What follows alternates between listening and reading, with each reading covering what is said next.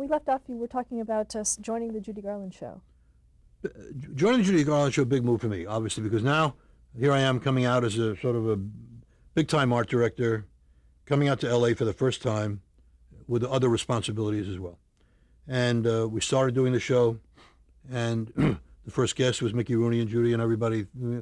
And the show was very interesting to do because Judy, let's be honest, was the most volatile, dynamic artist. You never knew what you were getting into. I mean, she was not easy, and I say that thank God she was as talented as she was and brilliant, because pulling it out and organizing it was pretty difficult. But it was a wonderful group of people. Mel Torme was writing musical material. George was a producer. Different people. Bill Hoban, Tim Kiley were directors. Had a flood of choreographers. They never seemed to last very long. Mort Lindsay was her musical director and was wonderful. He's still doing stuff relating to, oddly enough, with Jim Bailey, who's going to be doing Judy on Broadway next year. Interesting. He does it extraordinarily. But coming out to L.A. and doing Judy's show was a baptism of fire for me. Jim Aubrey was the head of CBS at the time, with a man named Hunt Stromberg, who you will not find too many people who have nice things to say about either one of those two guys, and probably for pretty good reason. It was not easy. It was after a few shows and the ratings were not good with Judy, Jim Aubrey would call us in and say, I will not have this woman effing up my network anymore. Get her to rehearsal on time. Get her to do this. I want her to talk more. I want her to talk less. I want comedy. I mean, trying every formula that could possibly work. And in the final analysis, it probably was fair to say that Judy Garland was not the kind of performer that should have been seen on a weekly show. She was a very special kind of delicacy that wasn't to be molded into this weekly performer that had a comedian, Jerry Van Dyke, doing bits with her and sitting down and having tea with people and talking. She wasn't comfortable doing that stuff. Why do you think she took it on? Money. I think at the time, Judy was probably really in need of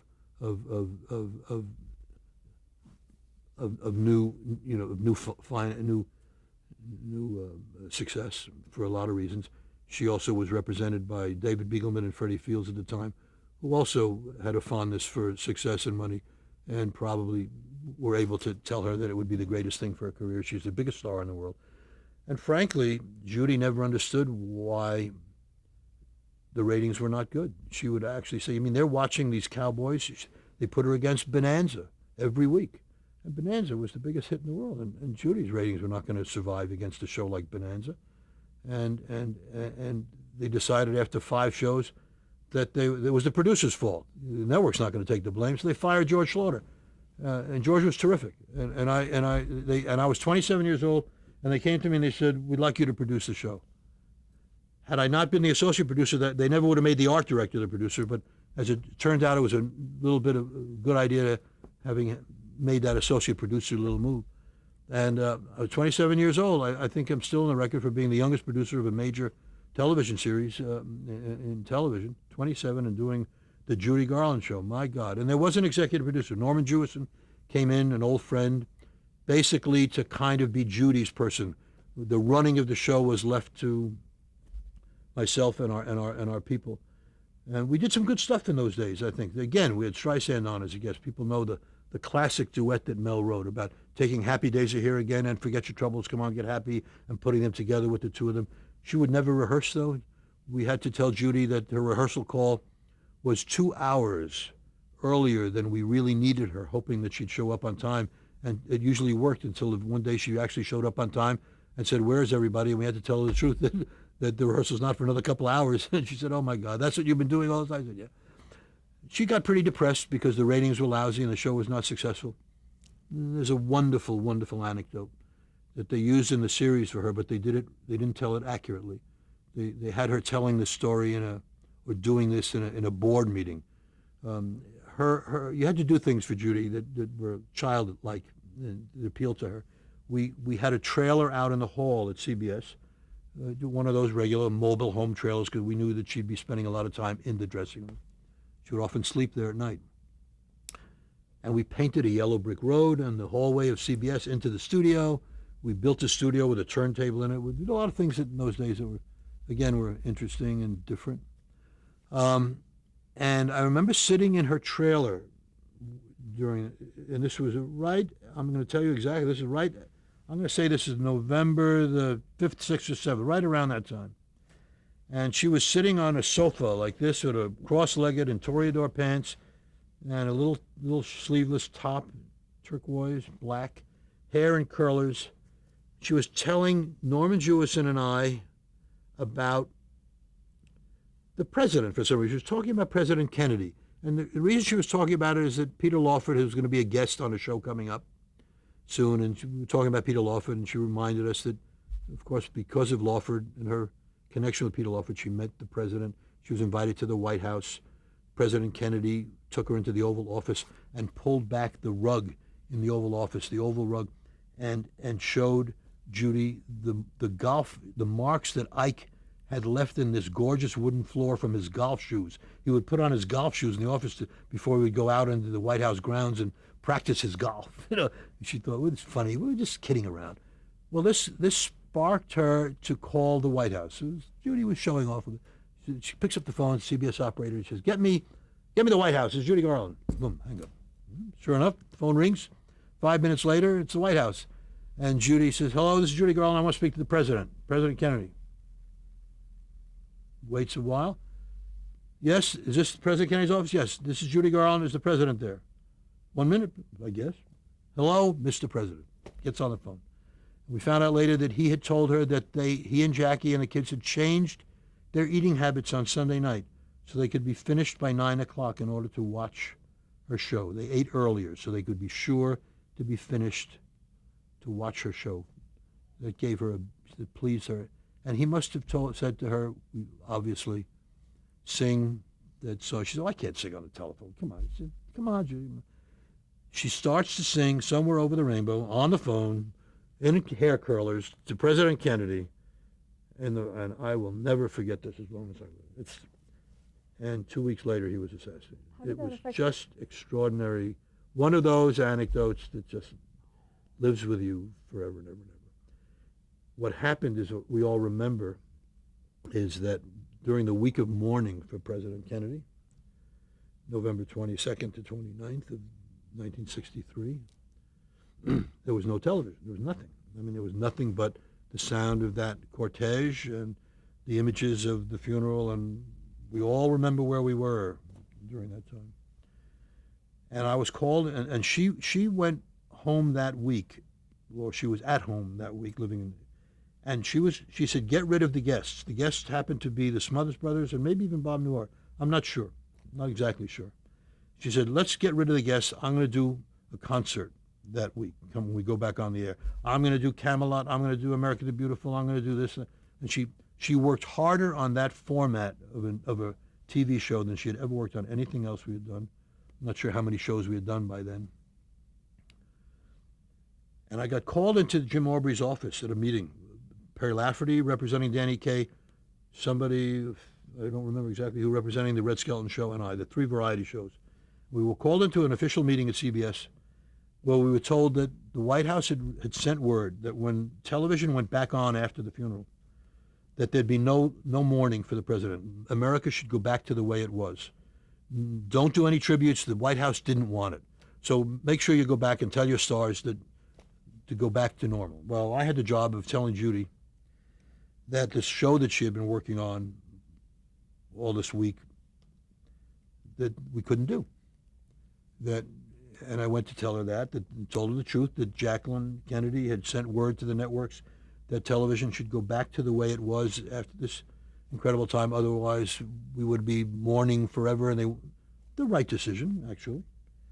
Not in Judy's mind, the right decision. She said, they don't mean me. I knew him.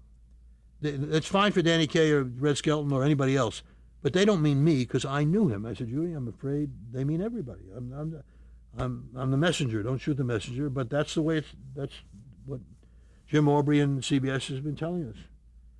And so we finally, I don't even remember who we booked. We might have gotten the same guests back. I don't really remember. The only thing I do remember is that without telling why, when it came to her concert spot at the end of the show, that had the light bulbs again on the floor with the trunk. That was her signature. The trunk was my rose, Perry Como rose. It's this old trunk with, I was born in a trunk kind of thing. She started to sing the Battle Hymn of the Republic, which is probably one of the most dynamic of our patriotic songs, without ever saying why. Just, here it is, Judy's concert spot, and she starts at a tempo, mine eyes have seen the glory of, and only the way Judy could, it ended up with 4 key changes, and everybody probably realized why she was singing it finally without having to say it. But it's one of the moments, if you ever dig up that piece of film, that is, again, one of, goes back to here. It's a pretty extraordinary moment. Now, was it discussed that that would be done, or did she just... She just selected it, and everybody knew why. Everybody knew why. I mean, it was a huge, I mean, we said, Judy has got it. She said, okay, I hear you. But I'll tell you what, I'm singing this song on my rundown that I was going to I'm closing with that song. They can go F them. I mean, she was a pistol, Judy.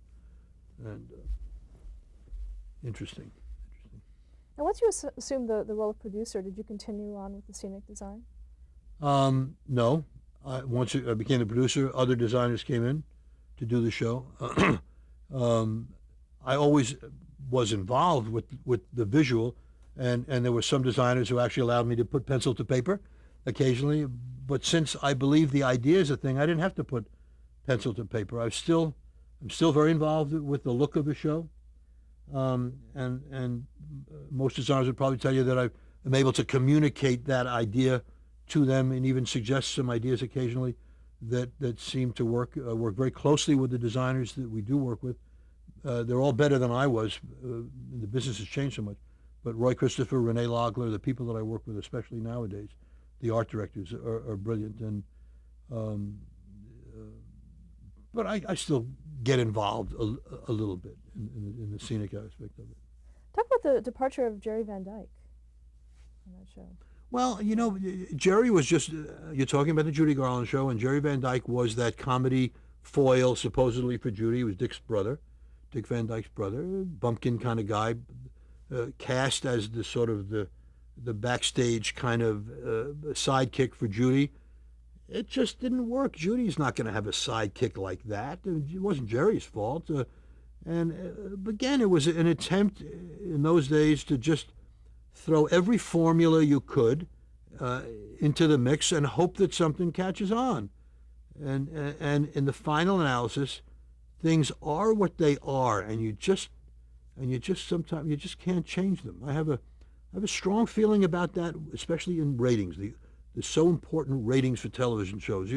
They always say, well, why don't you get the guy with the biggest rating right now? I remember in the old days when All in the Family was the biggest show on television, and somebody said, oh, great, we'll get Carol O'Connor to do this TV special called Of Thee I Sing, big Broadway musical, Of Thee I Sing, political references, et cetera, and it didn't get a rating at all because people didn't want to see Of Thee I Sing. In other words, that we sometimes make the mistake of thinking that our stars carry over into other things. Maybe certain ones do, in certain cases they do. In concert form they do. That handful of major stars that we're always asked to deliver and to book on award shows and events. Because television specials have become events. The traditional TV special is not what it used to be. We may get there later on, but I'll go back to your chronological order. Do you have any favorite moments on the Judy Garland show? No, there are a lot of them. There are some favorite moments, and there are some catastrophic moments. My favorite moments have to be working with Barbra Streisand at the time. Judy and Barbra together, extraordinarily. Watching that dynamic work. This is before Funny Girl, so Barbra was kind of new. She was hot, but she was new, and the two of them were incredible together. Judy and Mickey were incredible. My favorite moments usually have to do with Judy being with somebody, because that was unique. Everybody knew Judy could on her own was dynamic, but when she worked with somebody musically who really could hold their own, she was great with Vic Damone, wonderful singer, never been given quite the notoriety that other singers have, but she was great with her. She was great with the Count Basie band. She used to say it's like singing with a shotgun at your back, the way they could drive the rhythm section. So most of my favorite recollections with Judy have to do with the people she worked with, even her daughter at the time. Little Liza was a kid. So those experiences I remember. The unfortunately, some of the other moments just have to do with not showing up and the difficulty. And on one hand, Judy always saying she liked me as the producer because I told her the truth. She once said that in public. She said, Gary's great, even though he's young and inexperienced, he tells me the truth. He doesn't BS me. And I didn't. I always told the truth. And she would say things to me like, why did the orchestra cost so much money on that day? I said, because we were waiting around, Judy, for you for 2 hours. You were late that day. The orchestra was sitting there waiting for you to rehearse, and that's why we had to spend 2 extra hours. Well, get CBS to pay for it. I said, no, that's not CBS's responsibility, Judy. That's ours. If you had been there, we would have been able to rehearse with the orchestra. And unfortunately, I think that honesty finally got the better of me. Nobody really wants to hear it, I don't think, but after a while, at the end of the year, it became apparent that Judy's series was going to go off. What really became important is that she save as much money as possible. She started, therefore, booking her friends, people you never heard of. I mean, I'm telling you, there was I forget his name, some piano player that she was probably seeing romantically. I have no idea. He became a guest on a show, and somebody else, and I was fired with 4 shows to go. And I remember a little interesting story that I don't know if I should tell you, but what the hell? I remember. No, I'm not going to say it. I'm not going to say it. It was a story involving the costume designer Ray Agayan, whose assistant was Bob Mackie, the noted Bob Mackie, who they both worked on the show together, and both of them extraordinary costume designers. And I remember Ray coming to me and just giving me a bit of information as to why Judy was letting me go, and it had more to do with a personal social situation that I didn't hang out at her house in the wee hours of the morning and play that role the way she expected me to or something. I won't get into that, but he said, if you'd only been more sociable with her, and you probably would. I said, no, whatever, and whatever happened. Who was the one that told you that you were fired from the show?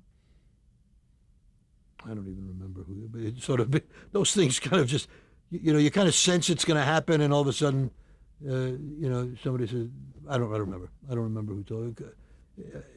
I don't think it was David and Beagleman and Freddie Fields who actually were the ones really responsible for me becoming the producer. I think more than anything, they were the ones who went to CBS and said in the beginning, even though Gary Smith has never done that, even though he's 27 years old, we think he's the right person to be producing. Judy will listen to him. She respects his ideas. He understands music, and et cetera, et cetera, et cetera. And she kind of likes him. But that ended a while. They might have been the ones who, I'm sure, had to come and say. But that was a tabloid. As a producer of the show, you got a call every single day from the press saying, "Is it true that Judy tried to commit suicide last night?" You say, "Well, I have no idea." What, or there was always something going on because she was just the most volatile, interesting, troubled, and fascinating, incredible artist of all time. So how did everyone around her deal with that in terms of the production? You know who you're working for, and you adjust. As I said, you adjust rehearsal schedules. I think in our moments together, we would all honestly probably be ticked off more at CBS than in anything, and not that we had the right to. But when I say ticked off at CBS, we just knew that Judy Garland should not have been Dinah Shore. Don't try to make her Dinah Shore. That's not what she was. That's not, she give her 4 specials a year. Give her, let her like the one we had done with Frank and Dean and her, which was a magnificent special that she did. Kate Thompson was involved with that, as a matter of fact. But so our frustration was always, how do you deal with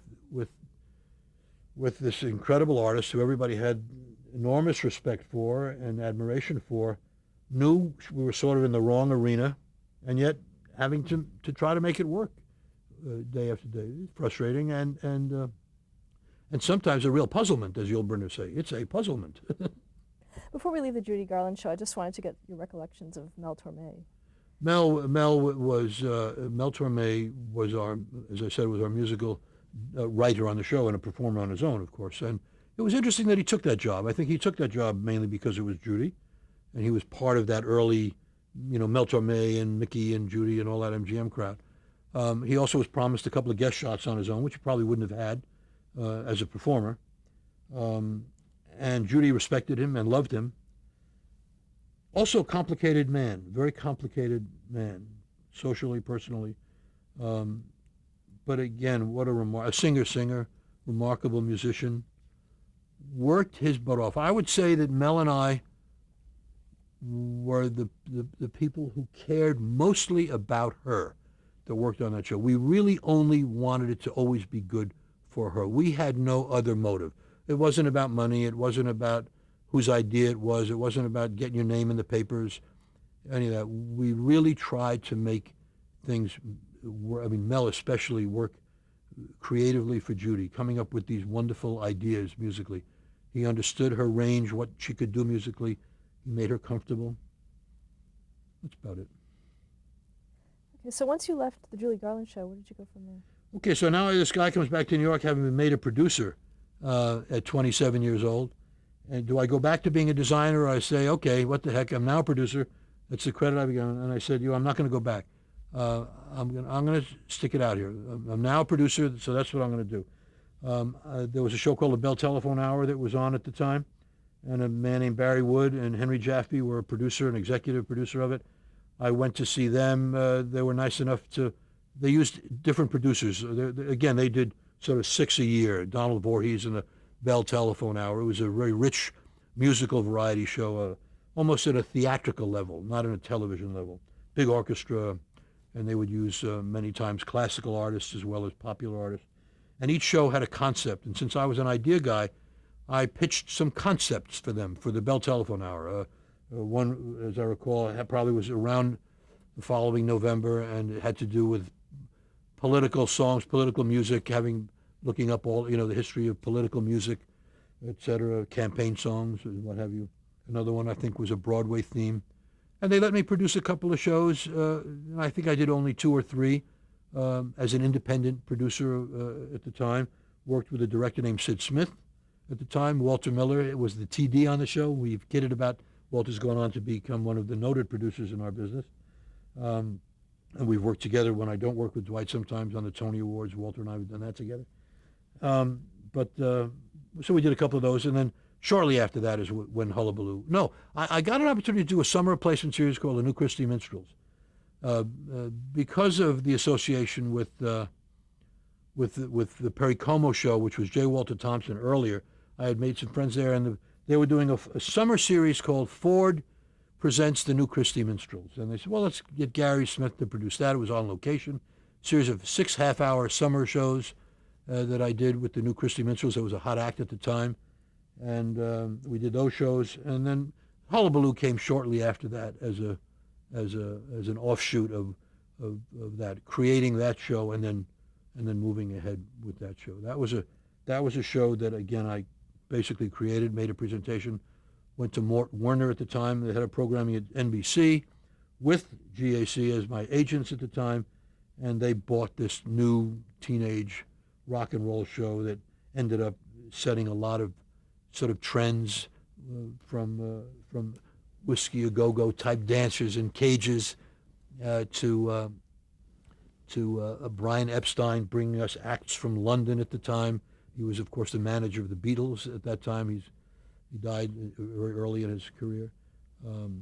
We were unique in that major stars became the host each week, a different host every week, with the record act. And more interestingly and more importantly than anything, it's where I met my wife at the time.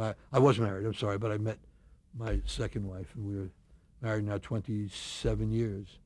But we met on that show. She came to work on that show, just coincidentally. What is her name? Her name is Maxine Smith. She came to work as a production assistant on the show, and one thing led to another.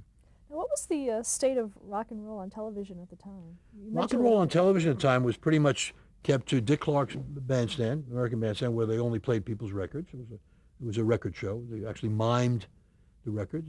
There was a show called Shindig that was out here in California at the time that a man named Jack Good was producing. He was an English producer. And they did live presentation, but again, only with record acts. And they used mostly West Coast acts, so Paul Revere and the Raiders, the Beach Boys, etc. There was very little rock and roll on television at the time. I think NBC believed that this was right out of the 60s. We're talking mid-60s. We're talking about the Beatles coming to America. We're talking about an explosion that really started with the kind of credibility that the Beatles gave pop music, where people like Leonard Bernstein would say it's great music. It's not just a record. It's kind of not like the rap music today, which most adults would say we really don't understand. And there was a case where I think the networks felt that primetime television, there would be an audience in primetime television for young contemporary music, and that's why we got the Sammy Davises. David McCallum during The Man from U.N.C.L.E. became a host. Roger Smith, who was in 77 Sunset Strip. Alan King, comedian, would be the host for these shows, working with the artists and letting the artists do things besides their records. I think that was probably a key element of this rock and roll revolution. I remember, and if you read Berry Gordy's book, he very nicely gives me credit for letting the Supremes do some Broadway music, not just Stop in the Name of Love. And it was at the time when he was desperately trying to get them to open at the Copacabana nightclub as an act. And the Copa would never have used a record act. But having done this kind of other material, he was nice to give me some credit for being able to showcase that even the Supremes at that time could do other things. I remember doing things at the end of the show. We would do medleys on composers, whether it was Bob Dylan, Leonard Bernstein, Burt Bacharach, etc. In fact, an interesting little anecdote, if you don't mind me digressing to an anecdote for a minute, because it was very meaningful to me. We did a medley at the end of a show of Bacharach songs, and again in my design, Gene McAvoy was the designer of the show, but the show would be the composer's name cut out of billboard music sheets, and so this said Bacharach. And we did this wonderful show with all of the great Bacharach songs. Dionne Warwick was a guest on the show. And the next day in my office, somebody said, "There's a gentleman here to see you. His name is Hal David." I said, "Oh yeah, I know the name, Hal David. Sure, I know Hal." And this nice man walks into my office and sits down and says, "Gary, I watched Hullabaloo last night." I said, "Oh great, you like it?" He said, Well, yeah, I mean, I liked it, but when my kids turned to me and said, "Dad, don't you write those songs with Burt Bacharach?" It dawned on me the connection of Hal David for a second, because I had, for the moment, and I said, "Oh my God, Hal, I am so sorry. Of course it should have said Bacharach and David or whatever. Yeah, of course. I mean, I don't know what to tell you, but I said, the one thing I think you ought to do, Hal, is get yourself a publicist, because everybody thinks of them as Burt Bacharach songs, and God knows you're a brilliant lyricist, and you should do that." And over the years, we've talked about that situation. Okay, let's stop here to change the tape.